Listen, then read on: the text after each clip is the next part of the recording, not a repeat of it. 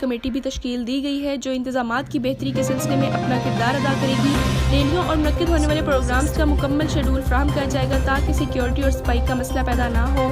स्कूलों कॉलेजों में भी प्रोग्राम्स मुनक्किद करके नात ख्वानी, तकारीर, कुरात के मुकाबले कराए जाएंगे जिसमें तमाम महकमे अपना अपना किरदार अदा करेंगे।